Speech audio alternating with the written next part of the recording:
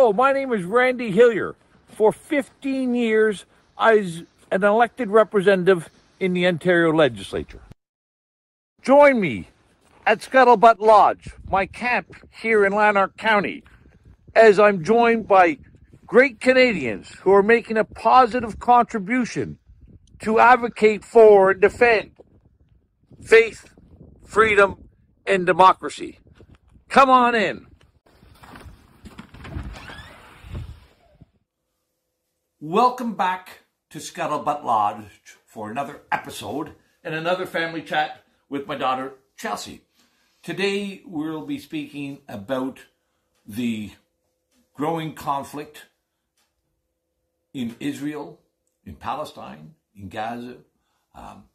It's been in the news a great deal, but it's also important to understand why it is important to Canadians, why it's important to all people in humanity to understand what is going on in Israel, in Gaza at the moment, and look at it in a little bit more detail, other than just the good guy, bad guy scenario that so often our media and our government wants to distort things into black and white.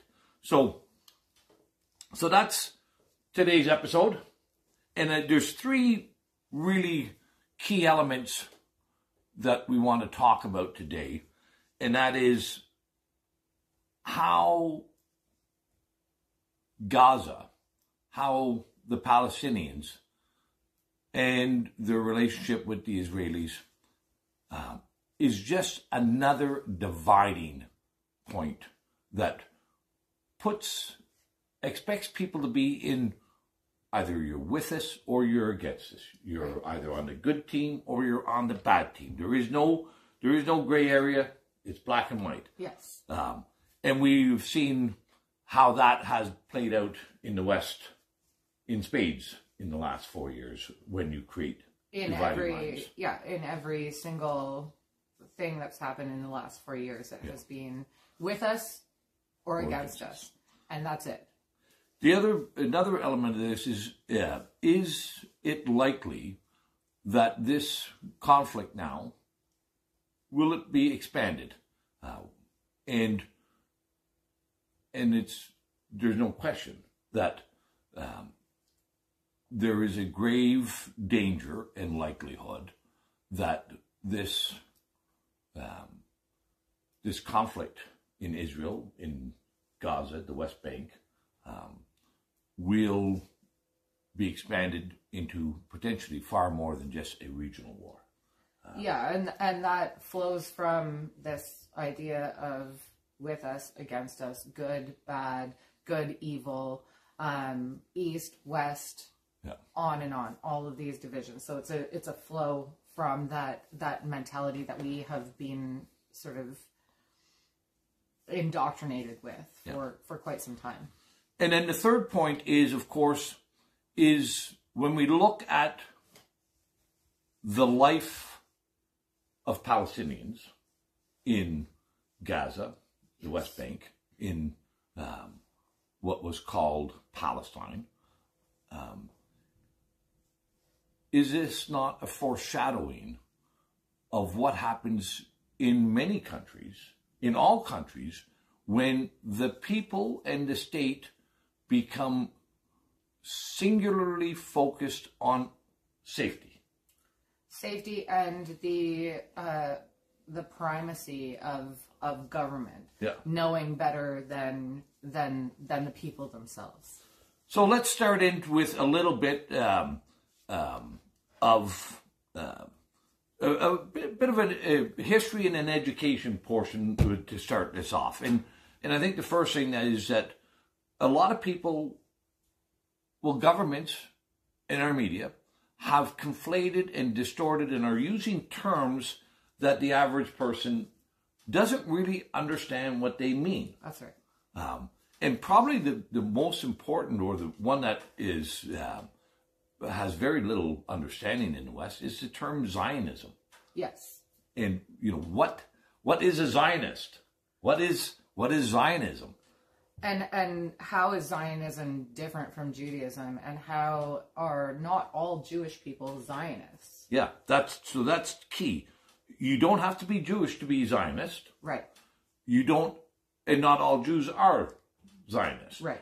The term really, I would describe it as this, is a fundamental belief within a person or an organization that the Jewish people must have their own state, and it must be in the Holy Land. It must be, and we'll talk about this a little bit more, but that's really what it is. So we have U.S. presidents who are Zionists. Yes. We have many people in the state of Israel, of course, are going to be Zionists. But we've also seen many rabbis and other Jewish people who dispute or disagree with the concept that Israel or the Jewish people should have their own defined nation based on either their religion or on their, because Judaism is a little bit different. It is seen, I think this is correct to say, it is seen not just as a religion, but also as a race by many people. Yeah, well, I think the important part to understand about Zionism is that Zionism was created by a guy named Herzl, and he was the first one who indicated that there should be a return of Jewish people to the Holy Land and that it belongs to them. And like my dad just said, there are many Jews in the world who do not believe that the state of Israel belongs to them. It is the Holy Land, and we'll talk about this later as well. It is the Holy Land for 3 Abrahamic religions, not just the Jews. And there's many Jews who dispute the idea of Zionism. We also see Zionism take over, or how it has taken over, a lot of our global organizations, like the WEF, like the UN. We've seen this over the past 4 years, especially with George Soros and Klaus Schwab, who are both 2 of the world's greatest Zionists, who do believe in a Holy Land only for the Jewish people. Yeah. So another term that is often confused and misused, in my view, is the term Semite or anti-Semitic. Yes. And, most people, if you ask on the street, what does that mean? And they say, well, that's, you are opposed to Jewish people. You have a racial discrimination, a prejudice against Jewish people. But the term Semite is a term that was coined long ago that refers to people who are the descendants of one of Noah's sons. That's right. They're the tribe of Shem. The tribe of Shem. So it includes Arabs and Jews. And Christians, and for Christians. That matter. Yeah. So, it was a term that had often fallen out of use because those terms to describe a race, like Semite, were eventually all folded into the broader term Caucasian. Right? But now we have distorted the meaning of that word and have convinced people that it only belongs to the Jewish descendants of Shem. And that was done purposefully because, to say that anti-Semite, for example, or Semites can be Jews, Arabs, or Christians, all descending from that area of the world, what we call the Holy Land. If we say that those can be all of those people, then we admit that all of those people belong in that land. Right. Yep. And so this is an extension of Zionism. So, and then the other term I think is that has become that is getting distorted, and if not completely distorted, is the term Palestine. Yes. There's many people who are now suggesting that term, that area, has never been called Palestine until today, and that it's being misused in that way. But that just for the record, Palestine, it's got a long history, and we're not going to undergo the complete many thousands of years history in it. But, after World War I, when the Turks, or more appropriately, the Ottoman Empire, was defeated in World War I, they were an ally of Germany, and the Ottoman Empire collapsed. Many of their territories that they owned were taken over by the victorious armies. So in this case, Britain was given control, a mandate over Palestine, which was a geographical area which often, I think, could be best described as the Holy Land. Yes. And a part of another term that was used to describe the geographical area, the Levant. And, a part of it was given over to France to mandate, and those were the areas of Lebanon, Syria, and, Jordan, the Transjordan, and also Iraq is also included in that broader geographical area. But British Palestine, the UN, or the League of Nations at the time, gave authority to the British government to manage appropriately and dispose of Palestine in a way that would be beneficial to the world. That was its... Yes. And to bring this sort of full circle to where we started with Zionism and Herzl's thesis or doctrine, he does refer to that part of the world as Palestine. Yeah. So this idea that Palestine never existed and was never a real place is untrue. And even in the, the main text that has brought Zionism into the world, they refer to it as Palestine. Yeah. And again, we'll get into this more, but, there are Palestinians and there are people who lived in Palestine and considered themselves Palestinian and whose passports said Palestine prior to 1948. So we need to scrap this idea that Palestine never existed, because that is a complete rewriting of history. Yeah. So that's important, I think, for people to understand when we go through this, and just everyday knowledge of what is a Zionist, what is a Semite, what is Palestine, so I think from there, let's just do a brief overview of the history of the area, the history of the people, with more of a focus on the last 100 years, because I think that's key. But, for everybody should understand, this area has been it's been a hotly contested area for a long time. Yes.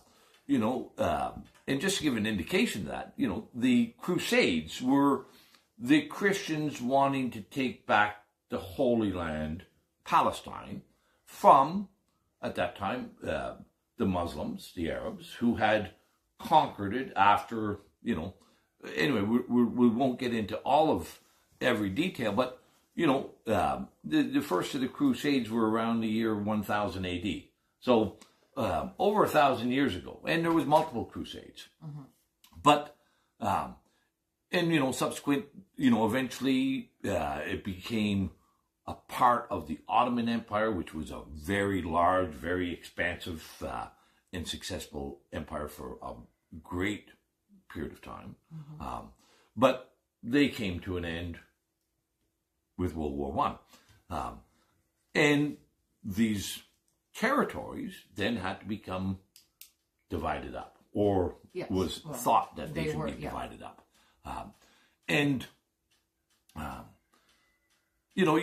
I'll just draw this one parallel as well. Like, we see many conflicts in Africa where colonial governments drew their lines about what they believed was theirs, regardless of who the inhabitants were.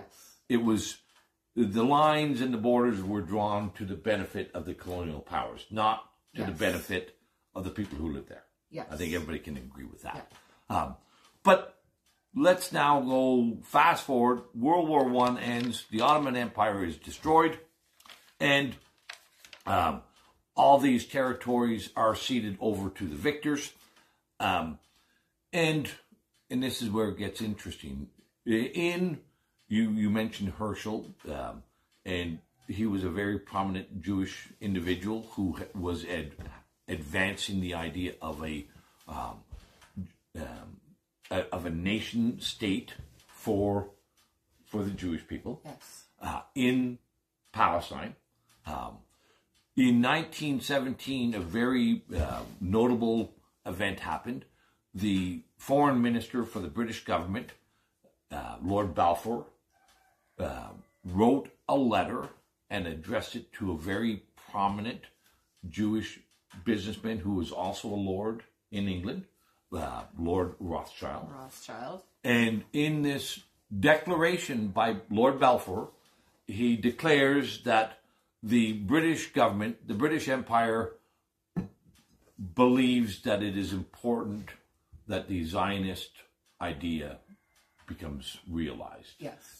It also says in that document, and you should look at this, look it up on Google, it very clearly says that, but not to impugn the rights and privileges and the freedoms of the people who are already living in Palestine, the Arab communities, the Christians, the Jews. And the Jews. And this is something that I find incredibly fascinating, is that, this is the homeland, as I've already said, of the three Abrahamic religions: the Jews, the Christians, and the Muslims, who all believe in the same God, who lived in harmony, for the most part, in what we now call Israel.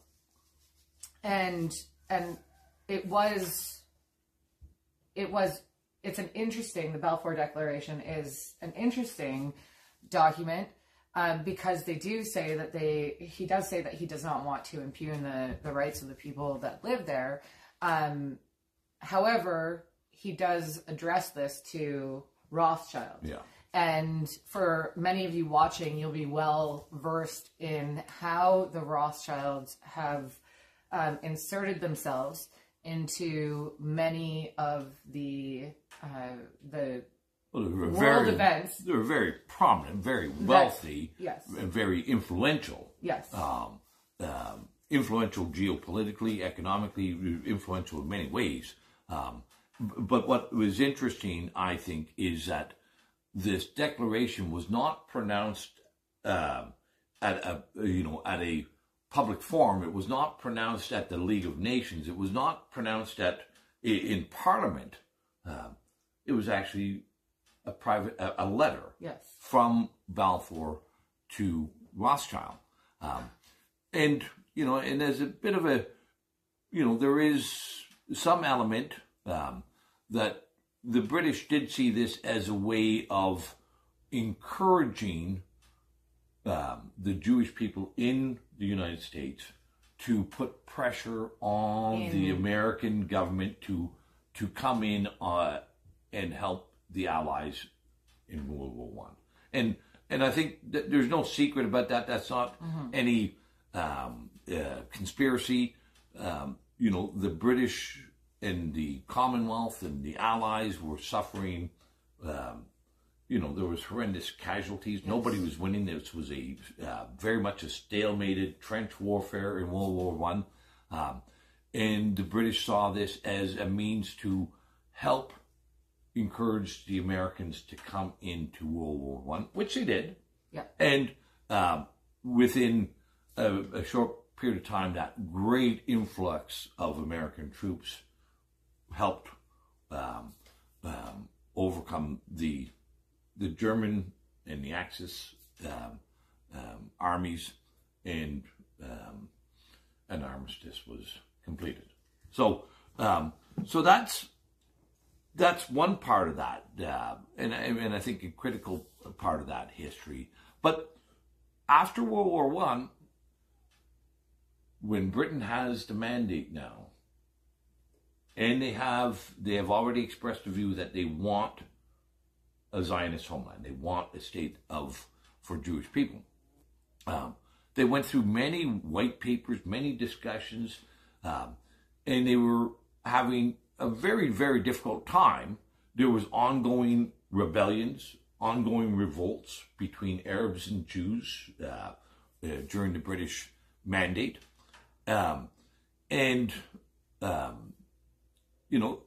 There was, and I think this is important from my reading of history, is, the Zionists believed all of Palestine should be theirs. Yes. That there should not be any area left over to a Palestine state. And I would say there was also many people in the Arab world who also didn't want any part of having a Jewish state, defined Jewish state. So there was this conflict.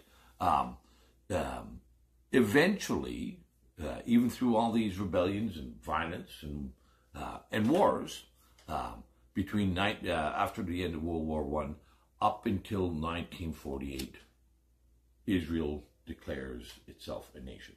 Right, and so in that time we had the Havara Agreement between Britain and Germany to relocate the European Jews to the homeland that had been declared in the Balfour Declaration. So to Palestine, Palestine. Yeah. So there was a mass migration of Jews out of Europe into what we now know as Israel, but at the time was called Palestine. Yeah. And that was a historical, actual agreement that actually happened that most people don't know about, and it sort of came to a conclusion in 1933 with the rise of Hitler as the German chancellor. Yeah, that's right. There was, they were using various mechanisms to incent or encourage Jewish people in all of Europe, yes, to emigrate from Europe to Palestine. Again, understanding that there is this declaration that there ought to be a Jewish nation state. Of course, World War II happens. Yes. The great Holocaust and death and destruction of 6 million Jews occurs. After World War II, there becomes an even greater desire by the British and by Western societies that this must be done. This creating a new nation state for Israel must happen sooner rather than later, and as an atonement for, I think that would be the right way to, as an atonement for the Holocaust that happened to the Jews in Germany. Let's make sure they have their own. I certainly nation. think that that was sort of the narrative at the time, even though they had been working on this for quite some time, the Holocaust then amplified this need for a Zionist state to be created, and because of the horrors of the Holocaust, they were able to get buy-in from the rest of the world. Yes, yeah, but again, the rebellion, the revolt, the violence continued in Palestine, and the British government finally threw up their hands and said, they announced that they were leaving Palestine. They just couldn't get a solution, they thought. And the final borderlines that were adopted and that created the state of Israel were announced in 1948. And again, Israel got a portion of Palestine, but areas that they did want and that they didn't get was the Gaza Strip. They didn't get the West Bank. Yes. They didn't get the Golan Heights. Yes. But in subsequent wars, the 6-Day War, the Yom Kippur War, the continuing battles that Israel has been engaged in this conflict in Palestine, Israel has gained more territory. Yes, the borders today look nothing like the borders that were drawn in 1948, and just I think a lot of people are sort of coming to understand the terms that we didn't really know before. In 1948, it was called the Nakba. That was when there was a large movement of Jews into Palestine, and there was it was a day, it wasn't a day, but a day of reckoning for the people who lived in Palestine, whether they be Christians or Muslims, because it was basically a slaughtering of the people who lived there so that they could instate these borders that had been prescribed by the globalist institutions like the UN. The UN. So that's, I think that's important to remember. This is not something that, this was not a peaceful... No, Israel was born in war. It was like there's been no shortage of death, fatalities, of violence. Yes. For a long time on all sides. So again, this is not a case of this, this side good, this side bad. Yes. And there are important understandings of and important to understand that so we're going to move on to the next section, but the sort of important takeaway from this conversation that we've just had is that this was not a natural outgrowth from the people who lived in Palestine. This was done by Britain, by America, by Germany, by the UN and the League of Nations, and not just a natural outgrowth. Yeah, once again, it was like the colonial governments drawing the lines to suit their interests, not to better the lives of the inhabitants. Right. So let's talk about how this could potentially impact many of us. How could this impact everyone really in the world? What's going on between Palestine and Israel right now? Yeah, I think there's, again, the three main points here is we can see that the conflict in Gaza, the conflict in Israel, the conflict between Arab and Jews is just another manufactured, created division for society. Just like what we saw in Ukraine. where like any student of geopolitical or of politics or diplomacy would have been able to solve that conflict very easily. But we were all forced to believe, coerced, that Ukraine's good, Putin and Russia are evil and bad. And another really interesting sort of level of this, when you're comparing Ukraine to Russia, there's many comparisons between Ukraine and Russia and Israel and Palestine, is that we're talking about people who are ethnically the same. The same.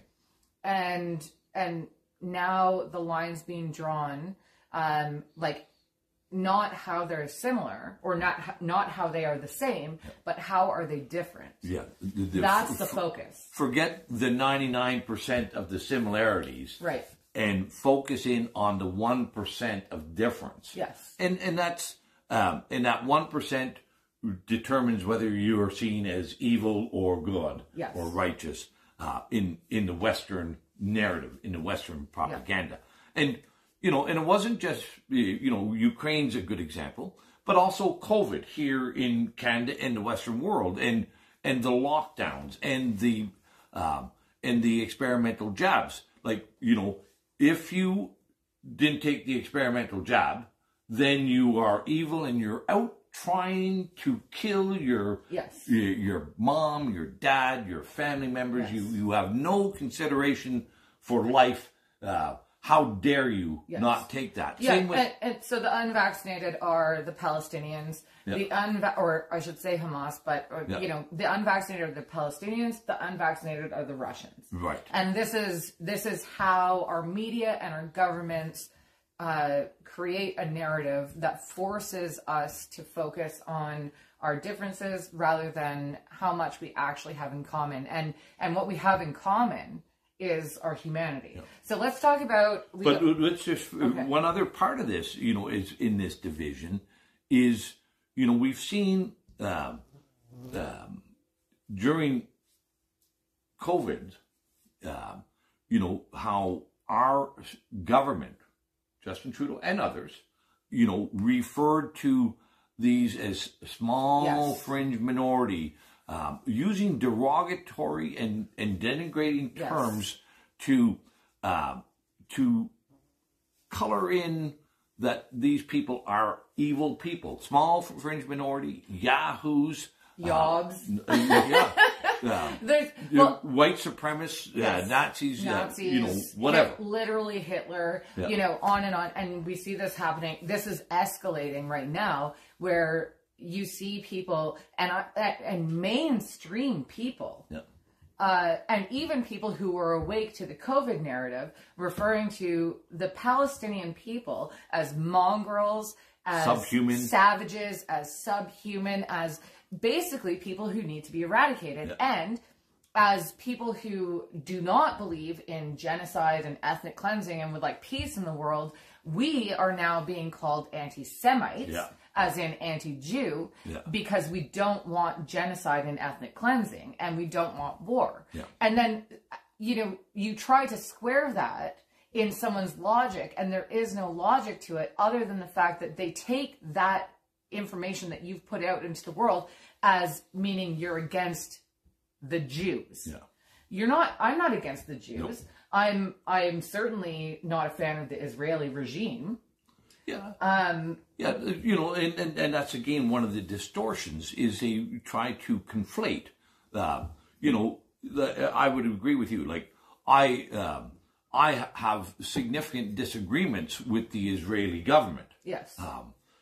Even many Israelis. There's been protests for the last year about Netanyahu's justice reforms and how many people are concerned that he is usurping the role of the Supreme Court in Israel. So I can disagree with the Israeli government and still have a great affinity and great regard for Jewish people. Yes. Like that should be, it's just the same as, I don't hate Canada. I don't hate Canadians. Exactly. I certainly don't like what our government has been doing. And these are the things that have been lost, and I think lost I think this has been a long time coming, but I think these things have certainly been lost even more, maybe to the ether of time, over the COVID sort of era, if we want to call it that. So quickly, let's get into what are the implications or possibilities that this could lead to a greater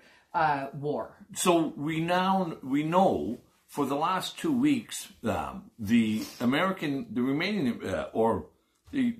military bases in that area, in Syria, in Iraq, have been under constant and daily attacks by various Islamic militia units. So say they. No, I think there's pretty good evidence that there have been attacks underway, which this is not unique.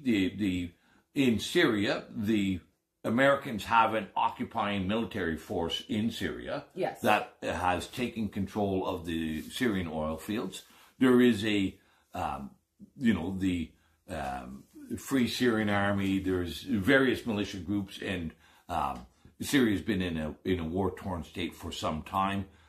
Russia has significant military assets there and troops. Israel, since October 7th, has increased and has started bombing Syrian domestic airports at Aleppo and their capital of Damascus. These attacks on the American military bases. We heard a week ago the USS Carney, a destroyer in the Red Sea, came under significant attack from yet unknown or believed to be Islamic militias. Right. There's Israel has engaged into Lebanon with another Islamic militia unit, Hezbollah, which, and when I say militia units, these are not, Western hubris and Western exceptionalism portrays these people as, goat herders in sandals, poorly trained, poorly armed, not very well educated, blah, blah, blah. No, Hezbollah, Hamas, and these other units, these are well-funded and large and substantive military units. And you saw what was Hamas able to do against one of the premier militaries on October 7th? There are no shortage of missiles, artillery, and troops in the area. And the other thing about these units, Hezbollah, Hamas, they are ideologically, they are fighting for what they believe is right. They're not necessarily fighting for their governments. No. They are fighting an ideological war, and that is a very motivating practice. To actually feel like you're fighting for the lives of your children, of your grandchildren, not of some foreign entity. They're fighting for their lives.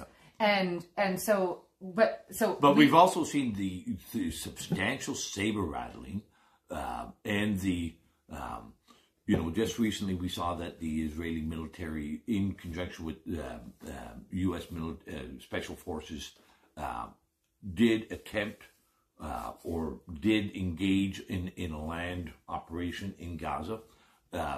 The fog of war does not allow us to know with any certainty how that went. There's conflicting stories on that side, but everybody, most of the nation states in the area have said a ground invasion into Gaza is a red line that would trigger substantial more military engagements from various units and other countries. Turkey is talking, Iran. And again, these are not, let's not be so believing of our own hubris. NATO and the U.S. Have had their their shortcomings exposed in Ukraine. Yes. There's no and question. so I want to wrap up this sort of section about what this could mean for war. So what this could mean for the world, for everyone who lives in the world. We've got China and Russia who have generally stated that they'll side with the Palestinians. Yep. We've got the Americans and, you know, Western nations who will side with Israel. And we've got our militaries depleted because of what's happened in Ukraine. We've got our finances depleted because our government spent the last 3.5 years ruining our economies. And, you know, inflation is already high, so they can't, if they print more money, then it means that we suffer here. And we just don't have the capacity to fight on multiple fronts right now. And then we bring in the idea of China and Taiwan. Yeah. Because and China and Taiwan are very much like Israel and Palestine and Ukraine and Russia, you know? Yeah. And so if China sees that our militaries have been depleted, which they have, and that we're out of money, and that all of the American military might is now in Ukraine and the Mediterranean heading for Israel, and tied up in the Middle East, then that will be a very easy invasion from China to Taiwan. This is what we're facing, is more financial destruction. Yes. More absolute destruction of humanity. Yes. The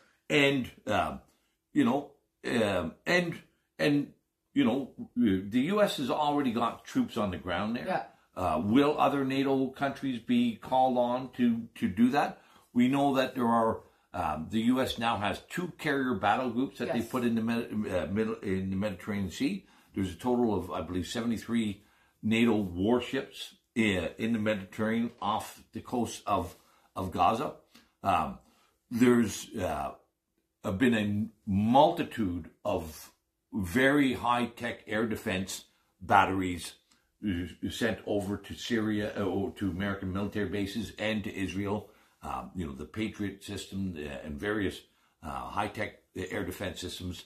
And a significant number of F-16s have also been deployed over there. So everybody is gearing up for war. Everybody is putting their assets in place. Let's not be surprised that that becomes a tinderbox that won't take much to ignite.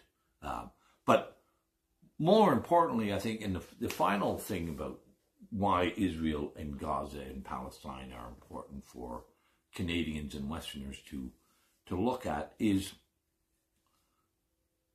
even if there isn't a war,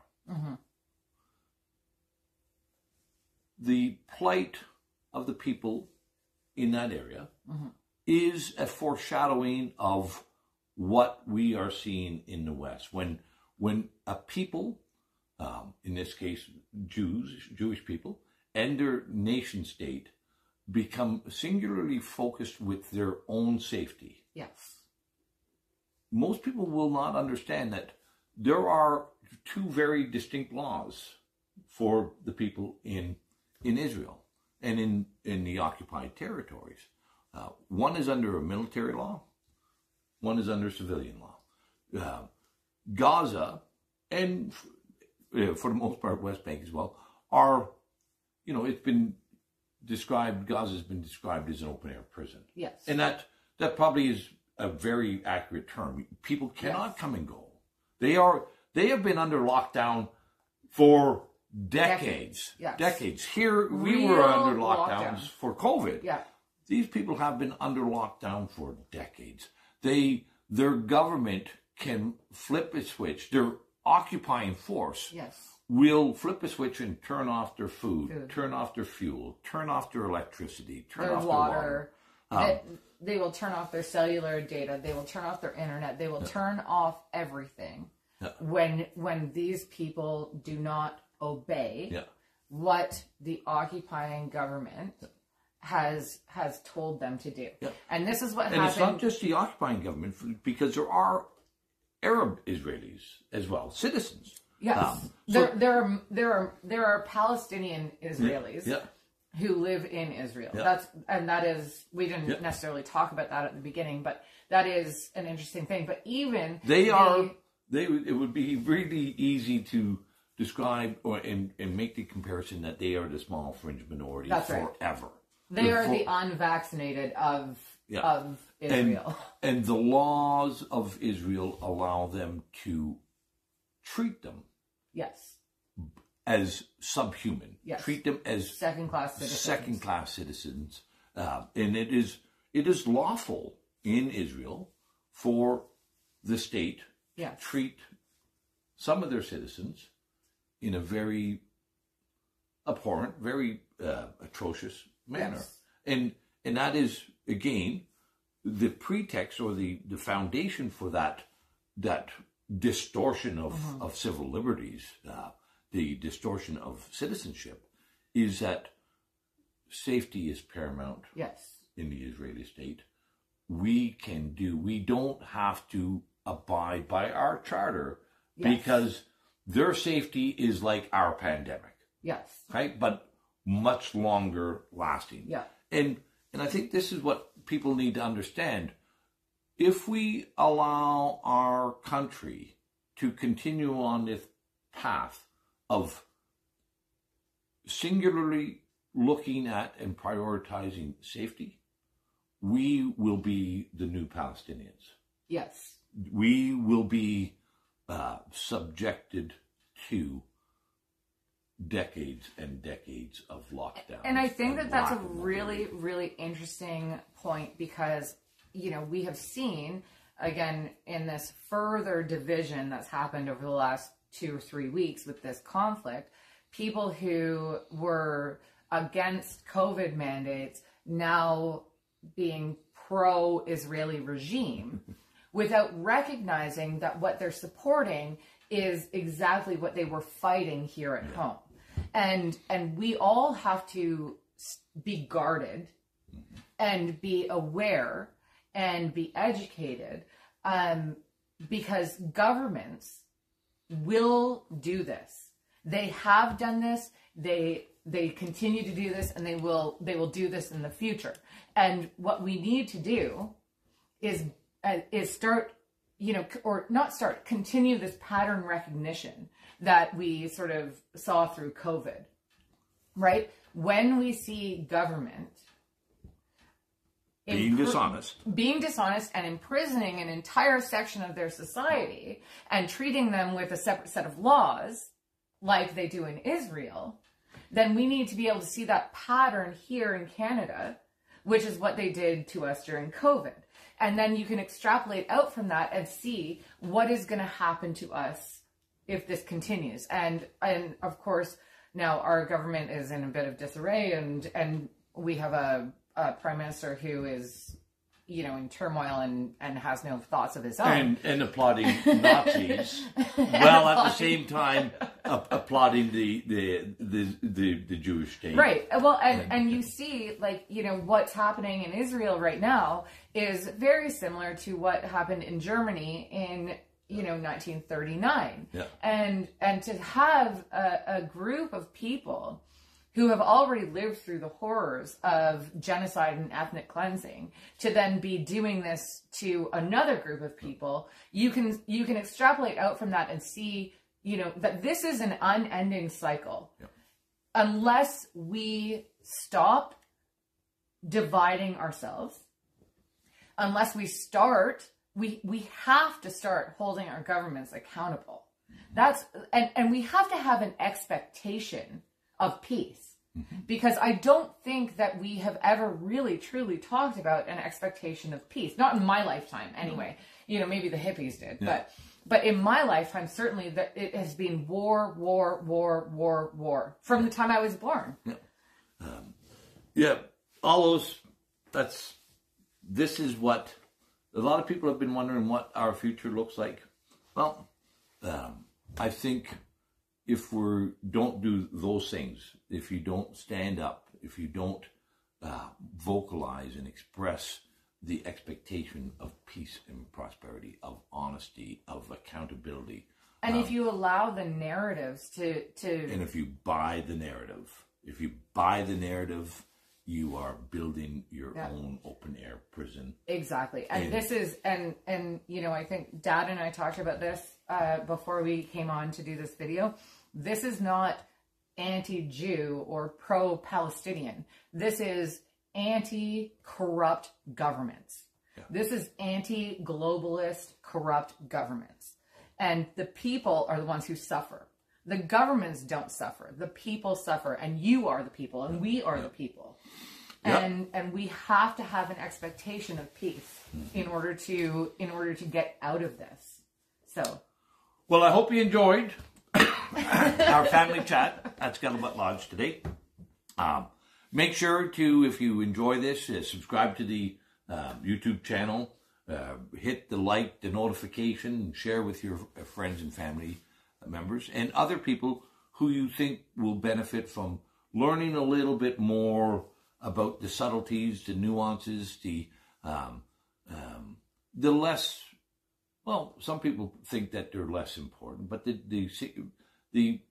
those little details are the nuances that give context and allow us to better understand and decide what is the best course. And of course, if you'd like to come up to Scuttlebutt Lodge, maybe have a conversation or two or whatever else, enjoy some a cabin of freedom and at a very modest price as well. Go to nomorlockdowns.ca, book some time. I'd love to have you up. And until next episode of the Scuttlebutt Lodge, treat each other with kindness. And if we expect peace of our governments, then let's expect peace from one another. There's, you know, it starts with us. So act in kindness, and act in an expectation of peace for yourself and others. I hope you enjoyed today's show. See you again soon.